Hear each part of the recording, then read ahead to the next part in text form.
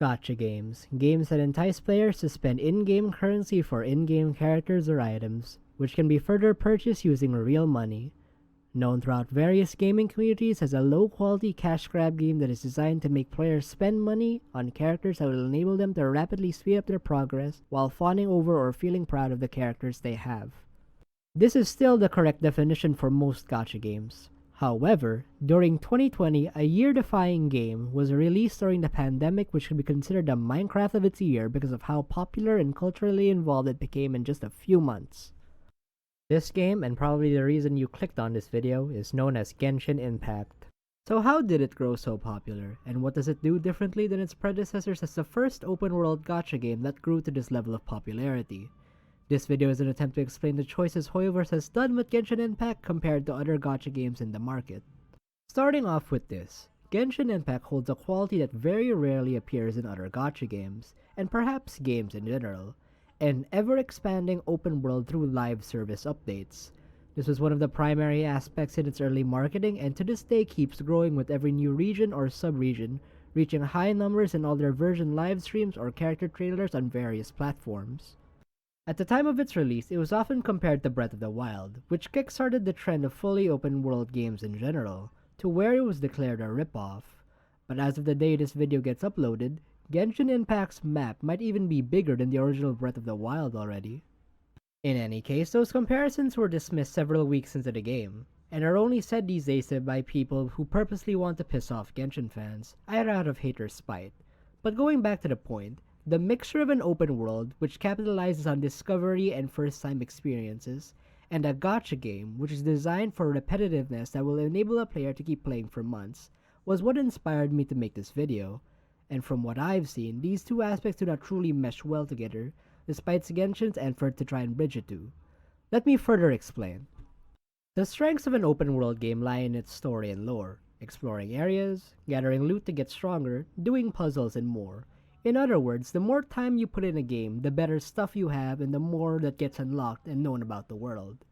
Genshin Impact is no stranger to these good qualities, from the various regions and sub-regions filled with enemies, chests, and puzzles to unlock more area, to the various channels dedicated to uncovering the lore.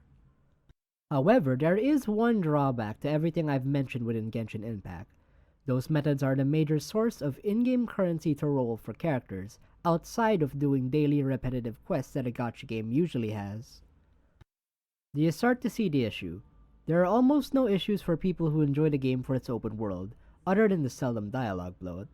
However, various issues exist for people who just enjoy the characters that are acquired from gacha because the game does everything it can to make you want to pull for them, to their story or their gameplay. Hell, you could even name a character that just straight up flies.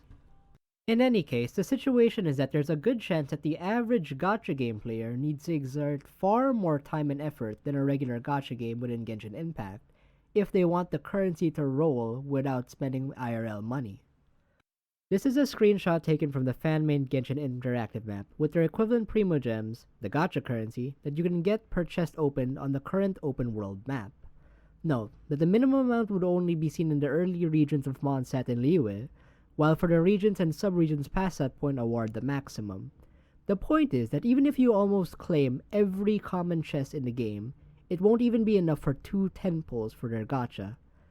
For your information, it costs 160 Primo Gems to make a single pull. Furthermore, this issue is further amplified with the apparent amount of text loading that is within the game, outside of the game's already complex lore, found within many daily quests, side quests, and major story quests. To give a more recent example, I'm pretty sure the total length of the Archon quest for Fontaine Acts 1 through 5 is almost 16 hours long and is hailed as one of Genshin's greatest Archon quests, rivaling or even topping Sumeru's Archon quest, the region prior to Fontaine, which has a somewhat similar length. But the issue seen here is that completing both of these really long quests won't give you enough to do a 10 pull, which you need about 75 pulls for a 50-50 chance to get the character you want, and about double to guarantee it. For a reference, here's a picture of how long it takes to do the entire Archon quest storyline, the game's main storyline from the first region all the way to the 4th region out of the 5 regions that currently exist. Keep in mind this does not count the unvoiced NPC region quests, which are being shown on the screen right now. Credits to the original creators of these videos. If you add the time it takes to completely explore the region, combined with the world and story quests within that area, you will have a horrible time just grinding for the currency to roll, if the currency is at all you want and don't care about the story at all. Genshin is unique because this issue doesn't appear in the traditional gacha games that often, usually because of an autoplay feature that seems embedded in gacha culture, because autoplay is one of the ways that doesn't require that much effort, which makes logging in every day less of a hassle. To summarize this point, Genshin is a horrible gacha game in the time equals gacha currency department, but a beautiful open world game with a world rich in lore. Keep this in mind as we move on to the next point where we discuss how Hoyoverse updates their game to keep this mixture in mind. Now after talking about the inherent awfulness in having an open world game also be a gacha game, let's talk about how Genshin Impact is updated and its overall direction moving forward. This is my personal theory, but after witnessing the updates throughout the years, this may be the vision they have when adding anything into their game, which is summed up in this phrase: Genshin Impact wants you to explore their world. This phrase is Genshin's main differentiator compared to other traditional gacha games, and perhaps this could reflect the gacha games that follow Genshin's footsteps in the future. And this can be seen in one of their updates last year, the encounter point system. Usually in other gacha games, there's a good chance that all the dailies or weeklies can be completed by just using up another inherent gacha aspect, the stamina system, which limits players' actions in advancing their characters. However, in Genshin Impact, the dailies that give the gacha currencies cannot be completed just using their stamina system, resin. Before version 4.1, the dailies are usually composed of randomized monster killing quests and an NPC quest that gives achievements. But when 4.1 released, a system where exploring the world counts as the dailies was added. To be more specific, opening chests, doing quests and events, even finding these exploration collectibles known as oculi, build up a bar that when it's full will count as your dailies.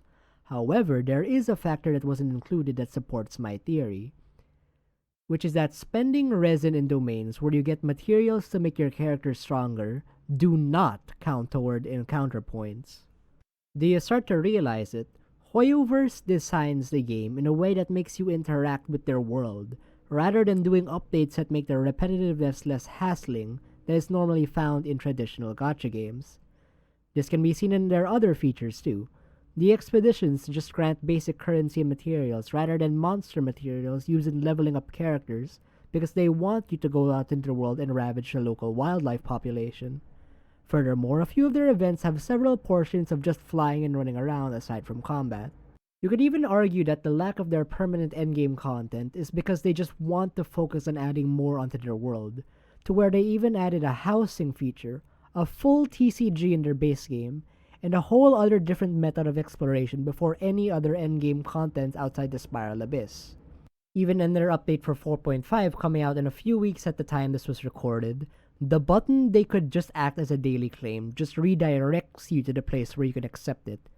To summarize, they truly developed the game around its world, not the convenience for their players.